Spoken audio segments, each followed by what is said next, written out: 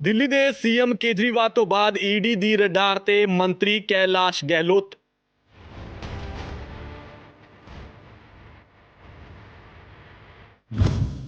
आज सवेरे 11 बजे ईडी ने पुछगिछ लई बुलाया सी दफ्तर।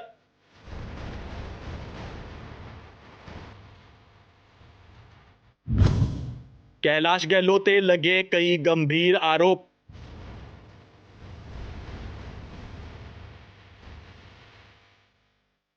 कैलाश गहलोत नाल पूरे 5 घंटे चली पुछगिछ।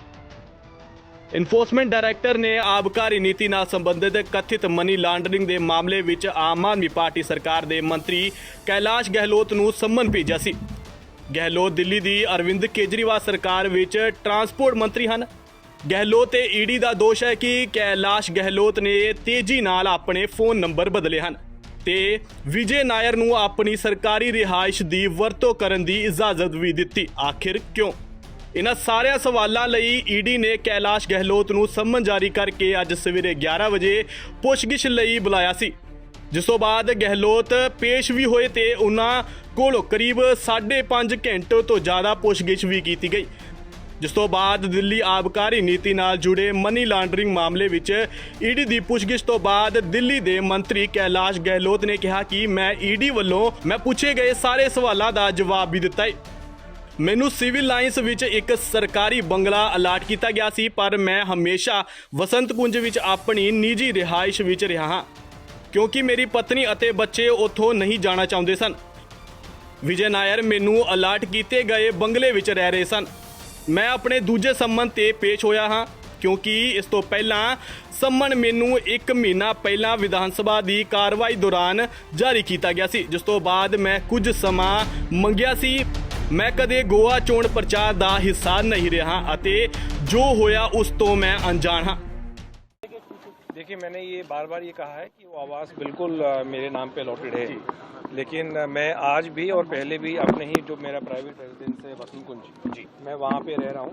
मेरे जो बच्चे हैं वो क्योंकि मेरा जो घर वसंत कुंज में है वो डीपीएस के बिल्कुल सामने है और मेरी वाइफ ने और बच्चों ने वहाँ से शिफ्ट करने के लिए मना कर दिया था, तो इसलिए ना मैं कभी जो सिविल लाइन में जो बंगलो है मेरे नाम पे जो अलॉटेड है ना मैंने कभी वहाँ शिफ्ट किया और ना मैं कभी रहा वहाँ पर। और विजय नायर वहाँ रह रहे थे, ये भी मैंने स्टेटमेंट दिया सीबीआई में जब बुलाया था, तब भी यही स्टेटमेंट था और आज भी मेरा यही स्टेटमेंट था कि विजय नायर वहाँ रह रहे हैं या नहीं रह रहे हैं इसके बारे में मुझे कोई सूचना नहीं थी। ग्रुप ऑफ मिनिस्टर्स की मीटिंग को लेकर क्या सवाल हुए? नहीं, मेरा किसी से क्रॉस क्वेश्चनिंग आमना सामना नहीं कराया गया। सर, ग्रुप ऑफ मिनिस्टर्स को लेकर क्या सवाल हुए आपसे? नहीं, सवाल क्या थे वो मैं आपसे शेयर नहीं कर सकता क्योंकि वो सारी कॉन्फिडेंशियल प्रोसीडिंग्स सर, ईडी ने क्या बोला, दोबारा बुला सकते हैं क्या या पूरी? ईडी तो किसी को कहीं भी बुला सकता है। पहले समन ये सेकंड समन था। पहला समन जो है वो जब असेंबली में बजट सेशन चल रहा था उस टाइम आया था, लगभग मेरे ख्याल से 1 महीना पहले।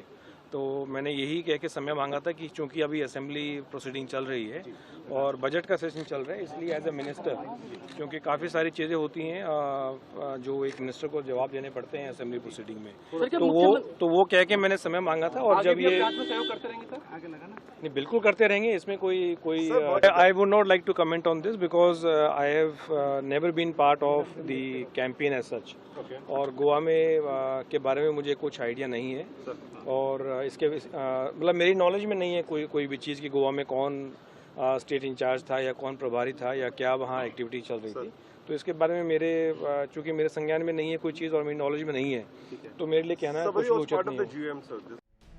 ਤੁਹਾਨੂੰ ਦੱਸ ਦਈਏ ਕਿ ਇਸ ਤੋਂ ਪਹਿਲਾਂ ਦਿੱਲੀ ਦੇ ਮੁੱਖ ਮੰਤਰੀ ਅਰਵਿੰਦ ਕੇਜਰੀਵਾਲ ਨੂੰ 21 ਮਾਰਚ ਨੂੰ ਇਸੇ ਮਾਮਲੇ ਵਿੱਚ ਈਡੀ ਵੱਲੋਂ ਗ੍ਰਿਫਤਾਰ ਕੀਤਾ ਗਿਆ ਸੀ ਅਤੇ ਜਿਸ ਤੋਂ ਬਾਅਦ ਫਿਰ ਹੁਣ ਈਡੀ ਨੇ ਗਹਿਲੋਤ ਨੂੰ ਸੰਮਨ ਭੇਜਿਆ ਸੀ। ਮੁਜ਼ੱਫਰਗੜ੍ਹ ਤੋਂ ਵਿਧਾਇਕ ਗਹਿਲੋਤ ਉਸ ਪਲਾਨ ਦਾ ਹਿੱਸਾ ਸਨ ਜਿਸ ਨੇ ਹੁਣ ਰੱਦ ਕੀਤੀ ਸ਼ਰਾਬ ਨੀਤੀ ਦਾ ਖਰੜਾ ਤਿਆਰ ਕੀਤਾ ਸੀ। शराब नीति मामले विच गिरफ्तार केजरीवाल फिलहाल 2 अप्रैल तक ईडी की हिरासत विच हन। इस तो पहला दिल्ली की एक अदालत ने केजरीवाल नूं 28 मार्च तक ईडी की हिरासत विच भेज दिता सी, जिस तो बाद इस नूं वधा दिता गया सी। दैनिक सवेरा लई ब्यूरो रिपोर्ट।